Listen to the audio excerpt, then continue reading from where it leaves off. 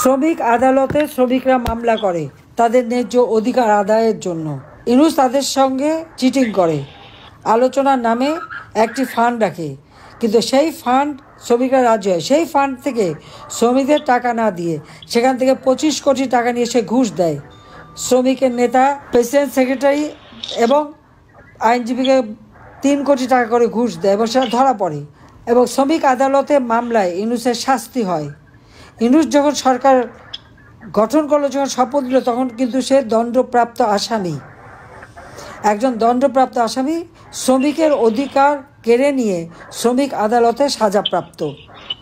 আজকে সকল শ্রমিক শ্রেণী এবং কৃষক, এই কৃষকদেরকে আমরা 10 টাকা ব্যাংক অ্যাকাউন্ট খোলার ব্যবস্থা করে দিই, কৃষি উপকরণ কার্ড দিই, কৃষিতে ভর্তুকি দিই, বাংলাদেশ খাদ্যের স্বয়ংসম্পূর্ণ হয়। বর্গা চাষিদের বিনা জামানতে আমি কৃষি ঋণ দেওয়া শুরু করি।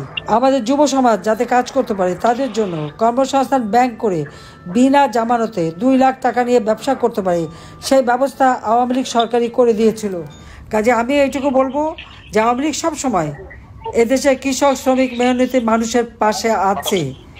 আজকে 4-5 লাখ ছাত্রছাত্রী পরীক্ষা দিতে পারে না, তাদের পড়াশোনার সুযোগ নাই, একটা ভবিষ্যৎ জেনারেশন নষ্ট করে দিচ্ছে। আবার দিন ফিরে আসবে, সুন্দর পরিবেশ হবে, ছেলেমেয়েরা আবার লেখাপড়া শান্তিমতো করতে পারবে এবং দেশের মানুষের জীবনে শান্তি ফিরে আসবে ইনশাআল্লাহ। জয় বাংলা, জয় বঙ্গবন্ধু, বাংলাদেশ চিরজীবী হোক। খোদা হাফেজ।